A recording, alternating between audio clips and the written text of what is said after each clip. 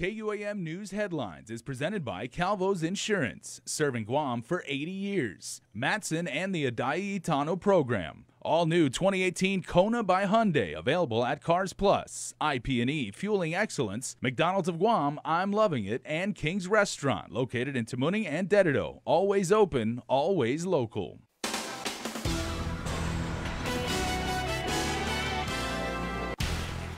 Ahead on primetime, the awarding of hundreds of CLTC lands being closely looked at as commissioners prepare to meet this week. Plus, the administration sends out a list of new laws, find out what measures were passed and which one did not.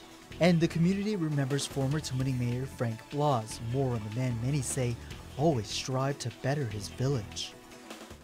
Half day and good evening. We begin with the ongoing land scam. Hundreds of CLTC leases from all over the island now being placed under a microscope. This is legal opinion from the AG was issued to address probable improprieties at the Chamorro Land Trust's controversial Baragat Heights properties. Chris Barnett reports. Hundreds of Chamorro Land Trust leases could be in jeopardy of being declared null and void, according to documents obtained from the Department of Land Management. Documents prepped for the CLTC board meeting tomorrow obtained by KUAM News. These documents showing nearly 700 names and hundreds of leases signed in which application rights or CLT leases were transferred. Many of these instances involving original applicants who are still living. AG Elizabeth Barrett Anderson's legal opinion stating the Chamorro Land Trust Act does not authorize or allow an applicant during his lifetime to transfer or switch places with another applicant. And according to the AG's opinion, any leases that involve this are, quote, null and void.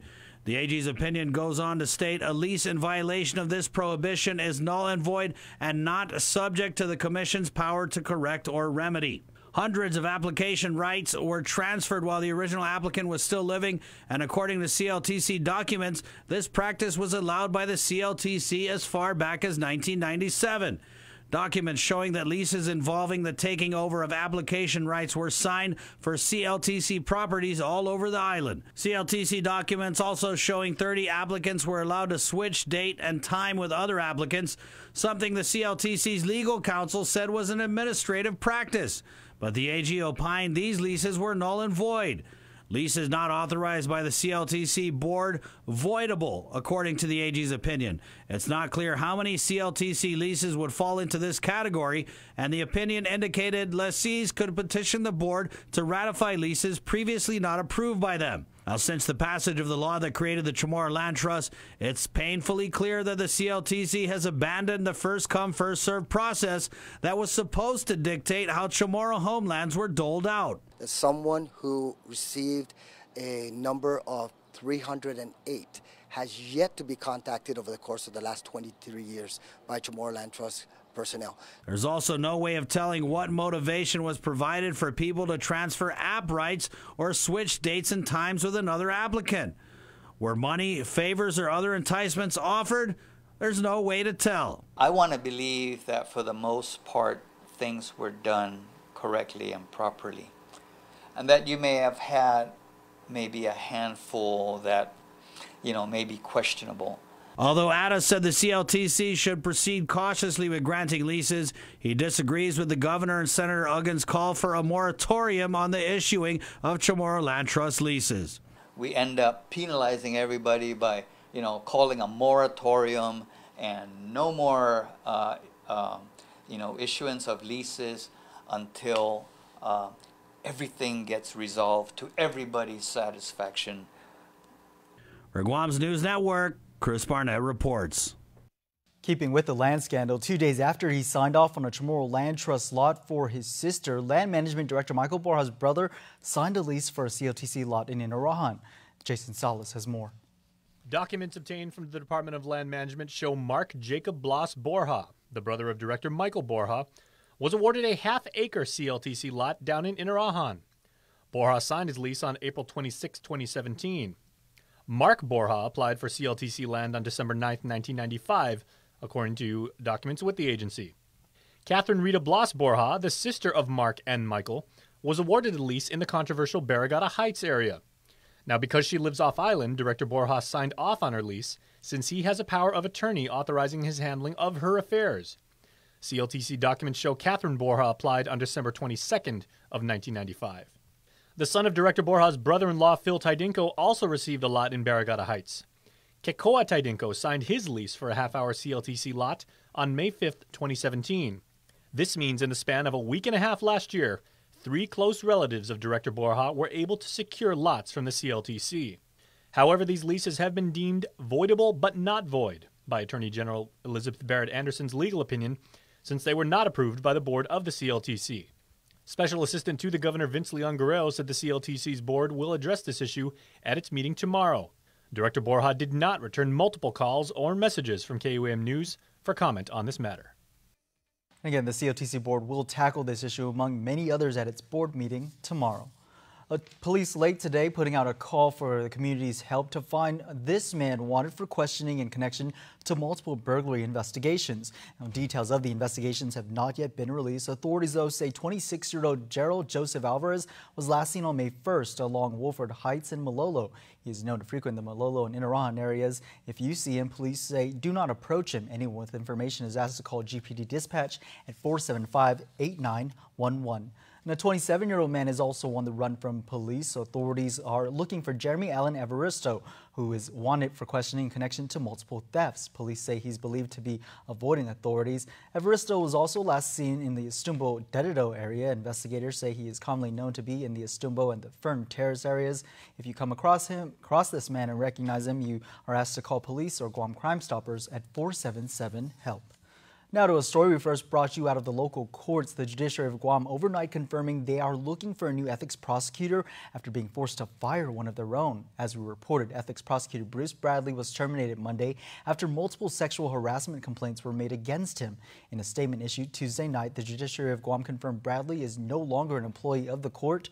Chief Justice Catherine Merriman stated, quote, "The position of ethics prosecutor is an unclassified position, an at-will appointment accountable to the Chief Justice. We have started a search for Mr. Bradley's replacement. The Ethics Committee will continue its work. The public confidence in the attorney and the judiciary disciplinary systems should not be affected," end quote. Bradley had served in this capacity since 2007. According to his bio, the ethics prosecutor is responsible for screening, investigating, and prosecuting complaints alleging misconduct by members of the Guam Bar and Guam's judicial officers. The judiciary, however, did not return our request for an interview or comment on whether the allegations of sexual harassment made against Bradley prompted his termination. A 41-year-old man is under arrest accused of sexually molesting 4 children known to him. Jeffrey Guerrero Cruz is charged with second-degree criminal sexual conduct. Court documents state police responded to a walk-in complaint in Dededo on Tuesday. The first victim, an 11-year-old girl, alleged the suspect inappropriately touched her on multiple occasions late last year. The second victim, an 8-year-old girl, alleged that in the early part of 2017, the suspect inappropriately touched her. Then again, just this week, when he also forced the child to touch his genitals. The 12-year-old girl also accused the suspect of doing the same, while the fourth and youngest victim, a 7-year-old boy, told police the suspect touched his private parts over his clothing while they were in the kitchen. Multiple glass pipes, a syringe, and white powdery substance, all items police say they found while responding to a complaint in Zonia before officers found drugs. Rodney Kidichai Benefenti is charged with possession of a Schedule II controlled substance, possession of a Schedule III controlled substance, and possession of less than an ounce of marijuana. During a search inside the home, authorities found multiple plastic straws, a medicine bottle with marijuana, and pills that included codeine. A field test conducted confirmed the substance, which also included the drug ice. Now to district court on that major drug case and the couple undergoing trial. The investigation involving Raymond Martinez and Juanita Moser was a joint law enforcement effort between Guam and California. The defense today bringing Los Angeles Security Investigations agent Matthew Hernandez. He was the case agent tasked with identifying the couple's rental car and obtaining a warrant to install a GPS tracking device when they arrived back in May 2015. However, it was stated in court the agent did not install the device until June 1st after the alleged drugs had already been purchased. Agent Hernandez also testified that he did not obtain a warrant for the device, nor did he indicate in his investigation report that he ever installed it. Hernandez also saying in court that he did not physically see or have any evidence pertaining to the defendant's alleged purchasing of the drugs, and a source was never identified. The couple is being charged for conspiracy and possession with the intent to distribute 8 pounds of the drug ice. Trial continues tomorrow with more witness testimony and closing arguments expected Friday. What did previous co-defendant Michael Tory have to say about Jeremiah Sasaki? Well, Tory was to appear on the witness stand today before Judge Maria Senzon, but the public and the media not allowed to sit in for this portion of the trial. The court claiming they found enough justification to keep it closed off because they were not sure what Tory would say on the stand. Back in 2012, the two conspired together to kill GPD officer Benny Babauta. Tory has since pled out and is now cooperating witness against the Sasaki trial. Meantime, continues on Thursday. Governor Eddie Calvo has declared a state of mourning for the island following news of the passing of former Tamuning Mayor Frank Blas, a mayor, father, a friend who many say strived to better his village. Carmen Talahi has the story. Mayor Frank Blas was mayor of Tamuning for 8 years. He was 76 years old when he passed away, but his memory and legacy lives in the hearts of those who met him. Like Angel Sablon, executive director of the Mayor's Council, who remembers former Mayor Blas as a man ready to lend a hand. He was a good man, and the people of Guam, and especially the people of Tamuning, Tumal and Harmon, lost someone that they could have always depended on whenever they asked him for help. A mayor fond of laddie stones. Sablon says Blas always had laddie stones placed at events to symbolize our culture and strength of his village. I will never forget what he told me about the laddie stone being a symbol of a strong foundation and what it meant to him, especially for the people of Tamuning, Tumal and Harmon. Tamuning Mayor Luis Rivera says the laddie stones also symbols of peace. Everyone talks about the beautiful laddie stones, rebars that he had. He had that placed out here along the park, and that's how we started our Laddie Peace Festival. Serving as his vice mayor, she says Mayor Blas set an example with his character. He was a perfect gentleman. Speaker B.J. Cruz sends condolences to the family, stating, quote, "As a mayor, father, and friend, Frank worked tirelessly and gave generously so that his community could prosper." Nightly masses will be celebrated at St. Anthony Catholic Church at 6 p.m. More news after this.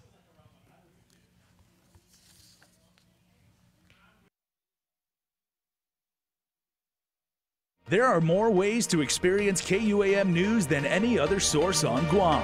Download the KUAM News app for your Apple or Android device for 24/7 news, sports, videos, weather, streaming with KUAM radio, and important news alerts. And stay connected at home with Guam's first app for Apple TV.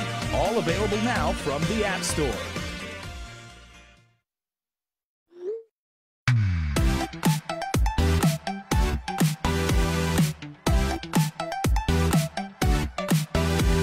Half the day, I'm in the club.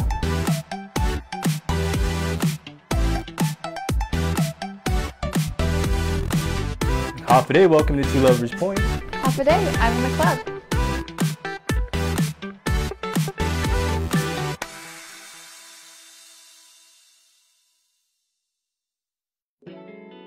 Ooh, what do we have here? Tender morsels of deliciousness. Wait, back that up. I see you, your little golden brown temptresses, and oh, all that juicy goodness. Wait, is that a new sauce? Where are my car keys? I'm on my way, Mickey D's. Introducing McDonald's new Buttermilk Crispy Tenders, juicy and breaded to perfection. Hurry in and get 4 for you or 10 to share. That's right, my tender game just got an upgrade. Ba-da-ba-ba-ba. There are more ways to experience Guam via KUAM News, giving you what you want, when you want, and how you want it. From smart devices, Alexa, what's in the news? Here's your flash briefing. Over the web, on mobile, on streaming platforms, with immersive, interactive formats, and via social media where it's more than just content, it's conversation. More ways to keep you informed and entertained whenever you want it, wherever you are, on whatever device you're using. Welcome back. Governor Eddie Calvo is one of 7 U.S. governors to sign a letter of endorsement supporting the nomination of President Donald Trump for the 2019 Nobel Peace Prize. The letter of the Nobel Committee chairman cites Trump's transformative efforts to bring peace to the Korean Peninsula. Calvo's spokesperson says the governor appreciates the president's strong defense of Guam during North Korean leader Kim Jong-un's threat to launch missiles against the territory. Trump made a personal call to Calvo during the height of the threat, saying he has He was 1,000% behind us. The other signatures are the governors of South Carolina, Alabama, Mississippi, West Virginia, Kansas, and Maine.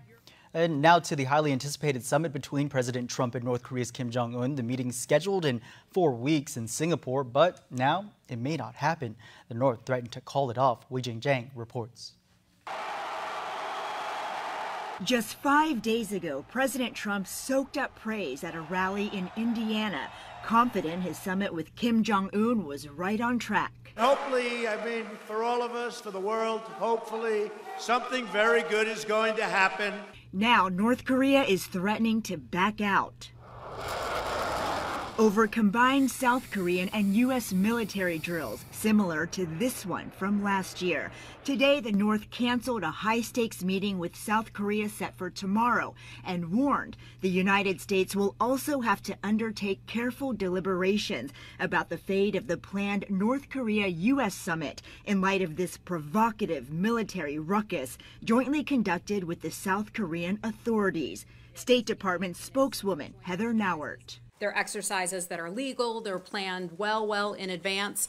When President Trump accepted Kim's invitation to meet back in March, then CIA Director, now Secretary of State Mike Pompeo, was under the impression Kim would not object to the drills. He's allowed to continue our exercises on the peninsula, something that's been fought over for decades. The South Korean National Security Advisor was told the same. He understands that's the routine joint military exercises between the Republic of Korea and the United States must continue. Last week, President Trump acknowledged the summit could always fall through. Everything can be scuttled. Everything can be scuttled. The White House says the U.S. is reviewing the statement from North Korea and working closely with allies. And the State Department says it is operating under the notion that the summit is still on for June 12th. Wei Jing, Guam's News Network. The Guam Department of Education will now be the sole leader in the procurement process of the construction and renovation of Simon Sanchez High School under a long-term lease. Senator Frank Uggin's Bill 204 lapsed into law, transferring the control of the Sanchez procurement from DPW to GDOE. Upon the bill's unanimous vote by the legislature on May 1st, DOE Superintendent John Fernandez said he was ready to take the lead on the procurement effort and thanked the Guam legislature for placing its trust in the Education Department. Members of the Guam Education Board and Simon Sanchez also expressing their thanks and support of the bill. Students at the Home of the Sharks, meantime, will also present the measure's author with a certificate during a presentation tomorrow morning. Well, Governor Calvo did veto one bill, sign 11 into law, and let 5 others become law without his signature. The governor rejecting Bill 145, saying it in a news release that, quote, it wouldn't be prudent to create another tax increase. He says the Selena Nelson bill to increase the conveyance tax on the high-value properties by 360% would, quote, hinder economic growth. Among those signed into law was Vice Speaker Teresa Lahey's bill that allows for the immediate taxation of short-term vacation rental units, commonly known as B&Bs. A bill by Senator Joe San Augustine that would transfer control of a lot in Tizon to the Barragata mayor for recreational activities. And one of the bills the governor let lapse into law without his signature was Senator Tom Adams' measure that rezones land in Dededo across from the Micronesia Mall for a new 180-megawatt power plant for the Guam Power Authority. Another of the new laws signed by the governor increases the fees of foreign labor applications strictly for military projects. The measure by Senator Regine Bisco-Lee would help fund local worker training programs at GCC and the Labor Department. The issue came up during a budget hearing Wednesday. Labor officials confirming the last H-2 worker has left, but they expect that number to climb back to about 1,500 by the new fiscal year in October. Alien Labor Processing and Certification Administrator Greg Massey says filings have been slow.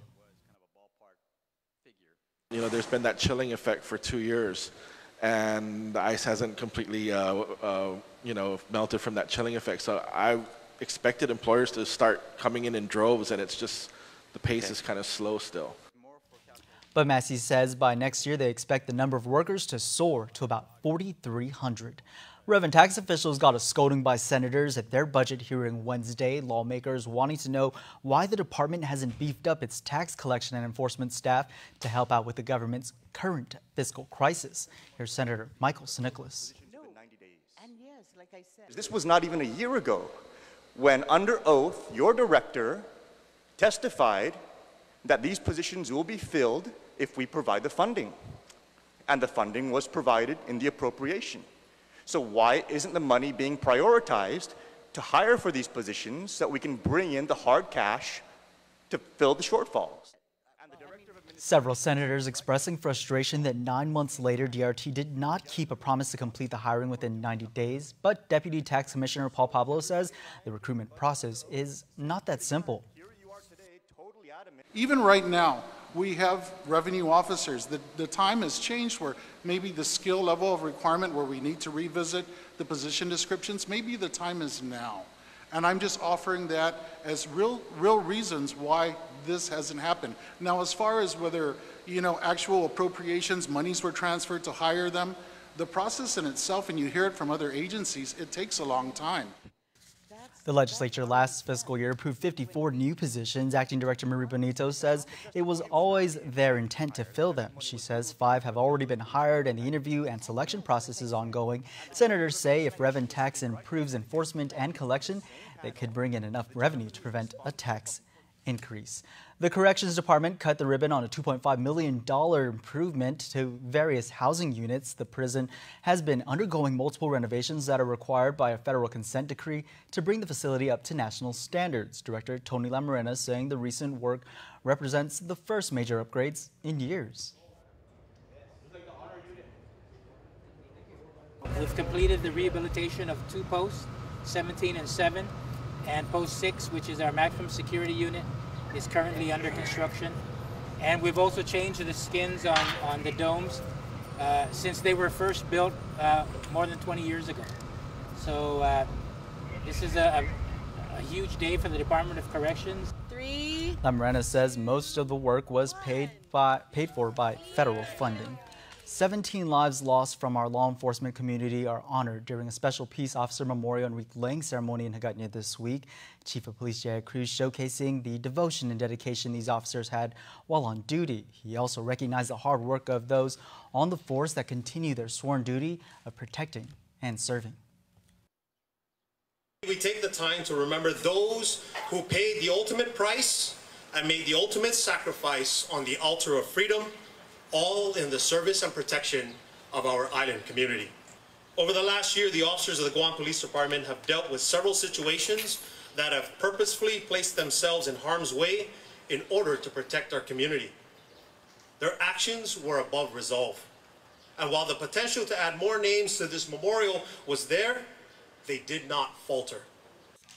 Their legacy always being remembered. The ceremony is part of National Police Week. GPD is also hosting a static display tomorrow at the Dededo Flea Market featuring the work of our officers. 1 month away from the deadline to file war claims, Independent Guam is hosting their second Azura y Mananata this Saturday to help eligible World War II survivors and their descendants. You're eligible if you are a World War II survivor, a child, spouse, or parent of someone killed during the war, or if you have power of attorney of the war survivor who recently passed away as of late December 2016. Michael Bavacqua, co-chair for Independent Guam, says eligible Chamorros should file and others can file in protest. To anyone who is a war survivor, to anyone who represents somebody who is eligible to receive compensation, you have 1 month left. And so Independent Guam, as part of our commitment to community education and outreach, we're here to help people fill out their forms. There'll be notary publics here as well. The event happens on Saturday, May 19th from 9 a.m. to 3 p.m. at the atrium of the Humanities and Social Science Building at UOG. Bavacqua says they completed more than 100 applications during the last event on December 8th. There will also be music, food, and a chance to share oral history for survivors. Historic and cultural scenes taken from around Guam that have been captured into a single painting will be put up at the U.S. Capitol Complex in Washington, D.C. Take a look at this beautiful piece of artwork. Congresswoman Madeline Berdalio announcing that Simon Sanchez High Senior Ezequiel Bandoy is the winner of the 2018 Congressional Art Competition for Guam. He went up against nearly 30 other public and private high school artists, United Airlines gifting him 2 round-trip tickets to D.C. as well as a $500 stipend from the Guam Preservation Trust to attend the artist reception and award ceremony. His work entitled Longing for Home will be on display at the nation's capital for 1 year. The Congressional Art Competition is a nationwide annual event sponsored by the Congressional Institute and members of the U.S. House of Representatives. 650,000 high school students have participated since it began in 1982. Well, sports is coming up next, but with all that wet weather we saw today, National Weather Service says bring an umbrella because we may expect more of that soggy weather leading up to this weekend.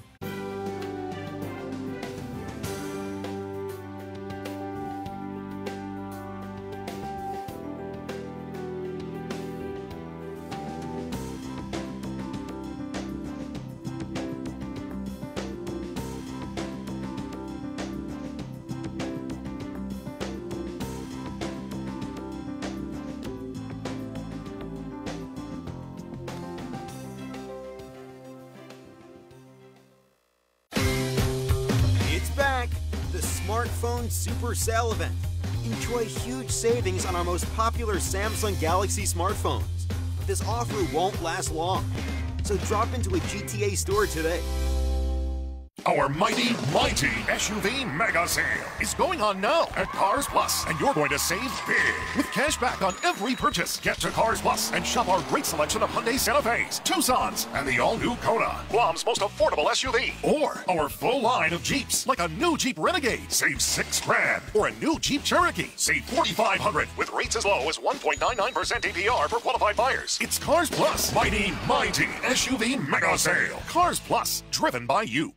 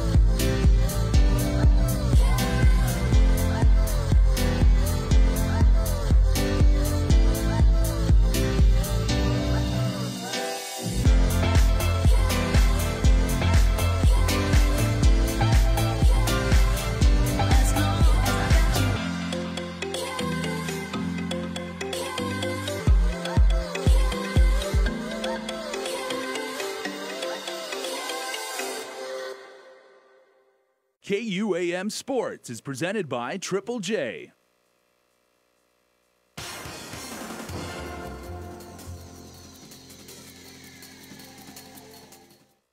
What's up, Guam? Dave Delgado here for KUAM Sports. Thanks for watching. There's going to be some top-notch wrestling going down at the Leo Palace Resort. I'll get to that in just a bit. But first off, surfing from Talafofo Bay. Check it out. The Talafofo Surf Classic was held this past weekend with 48 competitors in 6 different divisions hitting the water. This year's Surf Comp will benefit the University of Guam's Marine Lab. The UOG Marine Laboratory was established as a research unit of UOG in 1970 and plays an important role in both national and regional marine research. Originally, the event started off as a friendly competition amongst beach cleanup participants. Years later, it turned into a surf comp for kids and expanded to include a women's longboarding and other divisions based on wave conditions. Awards were given out to the top 3 winners in each respective category, along with giveaways. There were food trucks serving up some grub, tents, and a spectator stage. Congrats to the Lotus Surf Nurture the Roots youngest competitor, Lola Gomez Leon Guerrero, who was only 3.5 years old.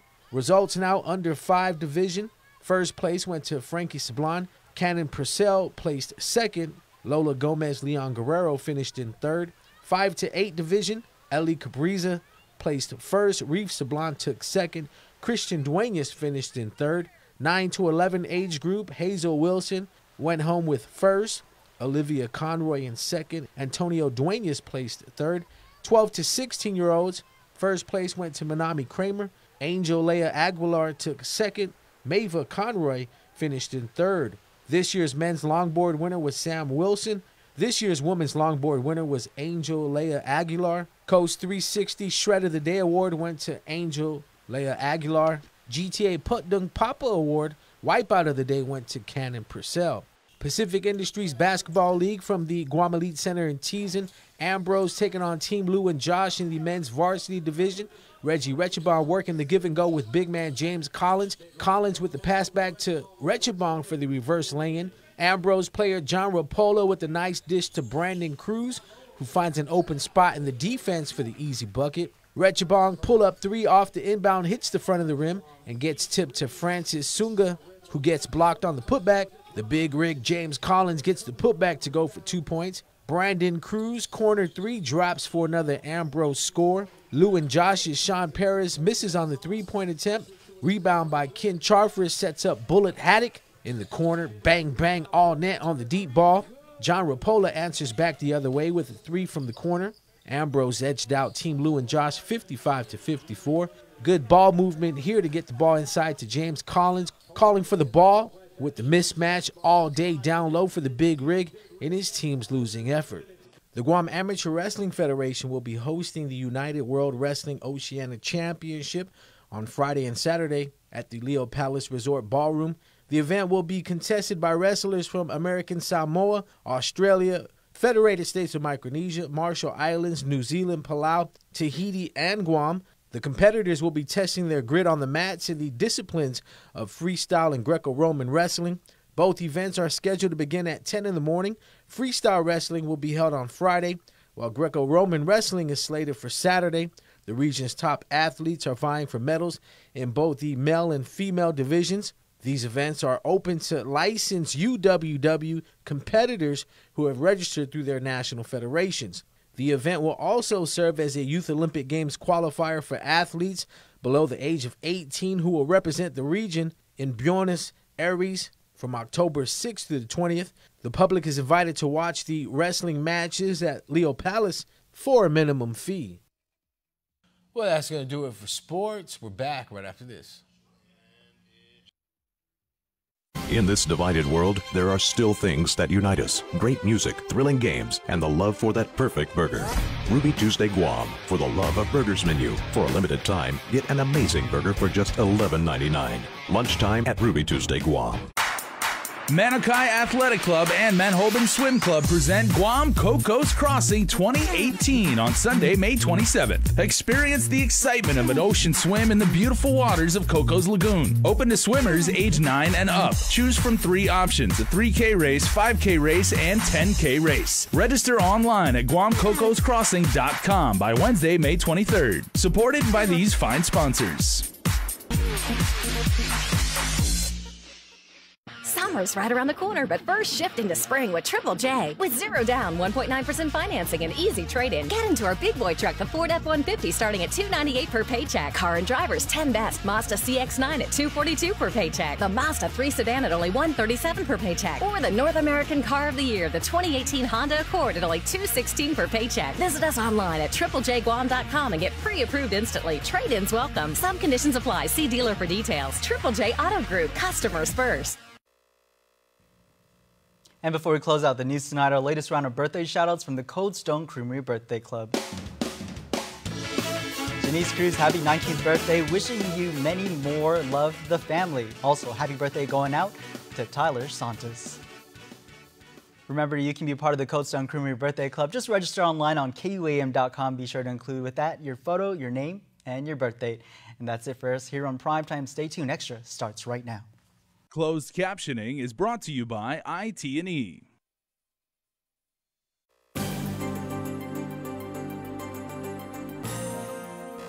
And thanks for sticking around for KUAM News Extra. Tonight we'll learn about the Teddy Bear Clinic.